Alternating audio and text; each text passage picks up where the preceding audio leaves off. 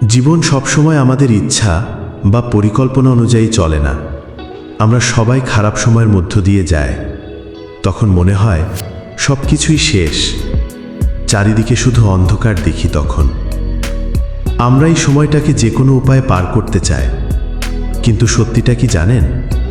খারাপ সময়কে এড়িয়ে যাওয়ার চেষ্টা করলে তা আমাদের আরও বেশি করে আঁকড়ে ধরে।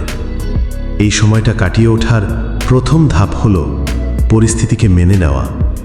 নিজের অনুভূতিগুলোকে দমিয়ে না রেখে সেগুলোকে গ্রহণ করতে শিখুন।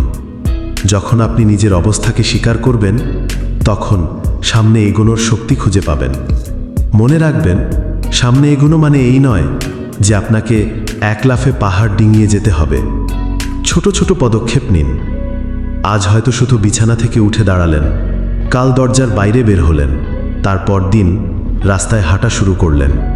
এমন ছোট ছোট পদক্ষেপই খারাপ সময়কে কাটিয়ে ওঠার বড় শক্তি যোগাবে। খারাপ সময়টাও আমাদের জীবনের একটি অংশ মাত্র।